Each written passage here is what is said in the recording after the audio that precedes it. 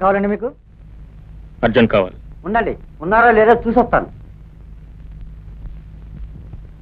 కృష్ణ గారు వచ్చారు. ఏమని చెప్పావు? చూసొస్తాను చెప్పాను. లేడని చెప్పు. అలాగే.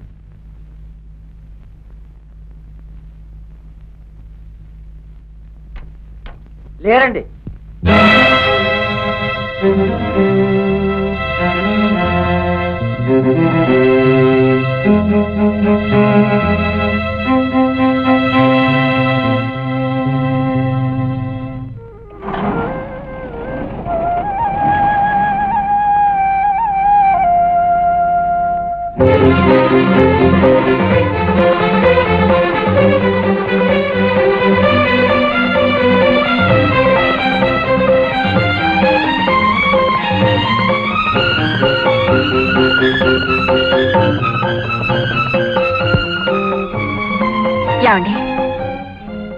ఏమండి, ఏమైందండి?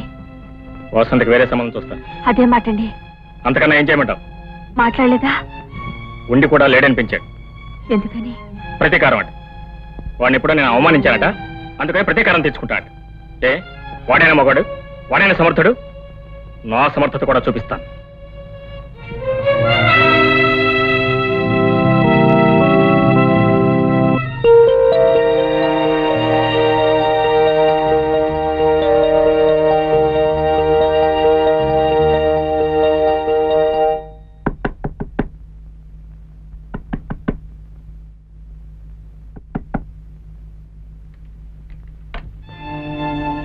వాసంతి, ఏమిటి ఇలా వచ్చావు? చెప్పండి, అసలు మీరు నన్ను పెళ్లి చేసుకోవాలనుకుంటున్నారా లేదా? ఏమిటి వాసంతి? మీకు నన్ను పెళ్లి చేసుకోవాలని ఉందా లేదా? ఎందుకు లేదు?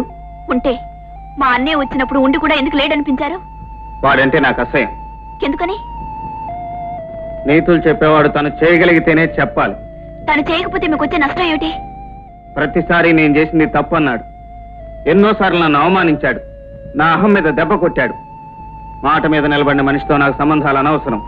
నాతో సంబంధం కూడా అనవసరమా? వాడితో సంబంధం ఉన్న ఎవరితోనూ నాకు సంబంధాలు ఉండటానికి వీల్లేదు.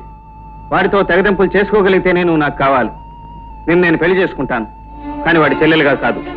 నువ్వు నా భార్యగా రాగలిగితే, వచ్చే సాహసం నీకుంటే, వచ్చిన తర్వాత ఈ గడప దాటి మళ్ళీ ఆ గడప తక్కకుండా ఉండే శక్తి నీకుంటే రా.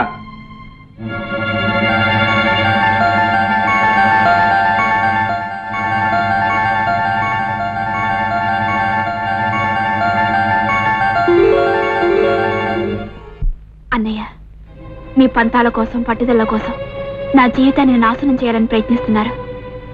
ఆయన నన్ను పెళ్లి చేసుకోవడానికి ఉన్న అభ్యంతరం వల్ల నేను నీ చెల్లిని కావడమే. అందుకే నీ నుంచి దూరంగా వెళ్ళిపోతున్నాను. క్షమించు.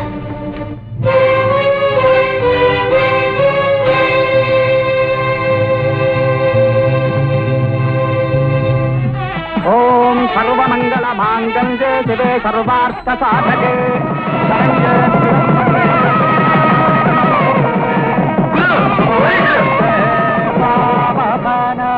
నీ మీద అరెస్ట్ వారెంట్ ఉంది. దేనికి? పెద్దవాళ్ళు ఇష్టం లేకుండా అమ్మాయిని బలవంతంగా తీసుకొచ్చి పెళ్లి చేసుకుంటున్నావు.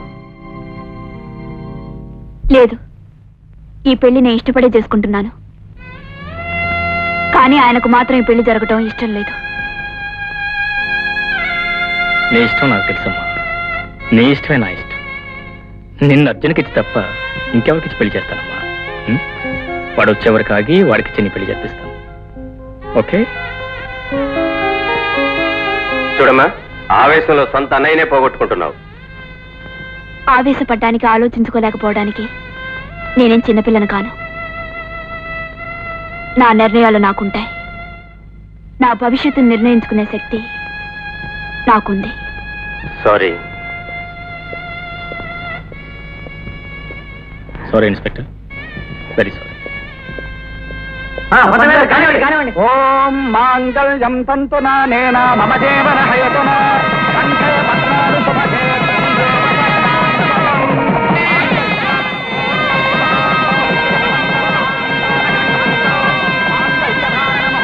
శుభహోత్తు.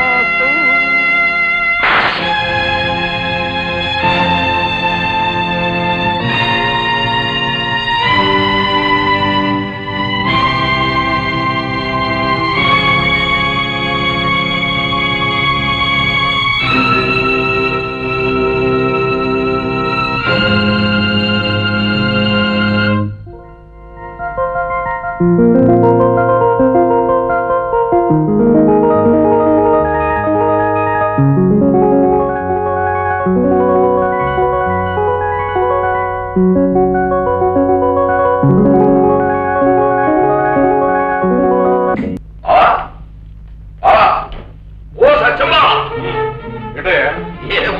సంవత్సరం మున్సిపల్ ఎలక్షన్ కాంపిటీషన్ చాలా స్ట్రాంగ్ గా ఉండేటట్టుంది.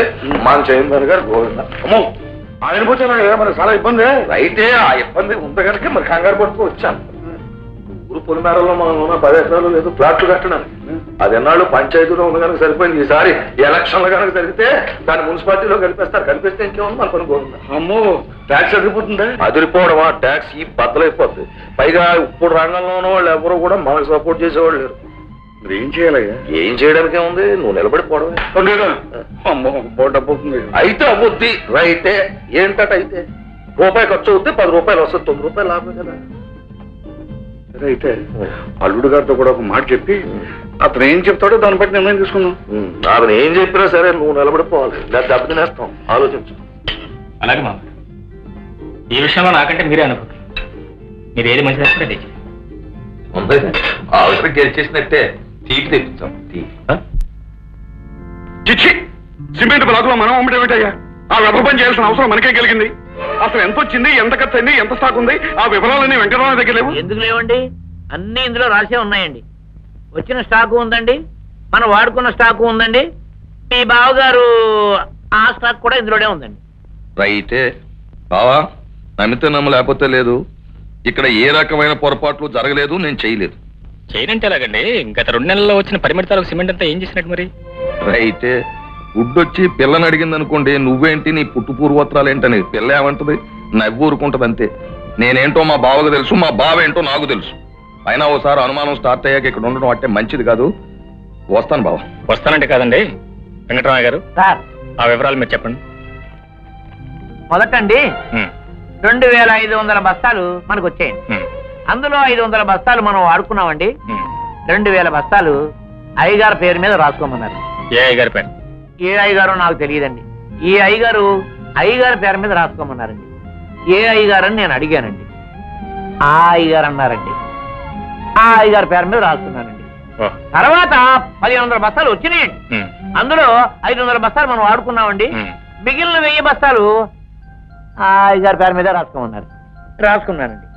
నేను ఈ పని చూడడం మొదలెట్టాక మొత్తం నా అకౌంట్ లోకి వచ్చినాయి. అంటే అయ్యగారి అకౌంట్ అండి. అయ్యగారండి 10,500 బస్తాలండి.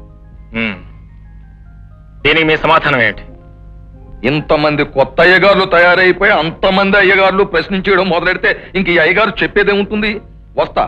సమాధానం చెప్పి వెళ్ళటం మంచిది. నీకు సమాధానం చెప్పవలసిన అవసరం నాకెంత మాత్రం లేదు. కావాలంటే కోర్టులో తెలుసుకునే సమాధానాలు. బావగారు, మీకు నాకు రుణం చెల్లిపోయింది.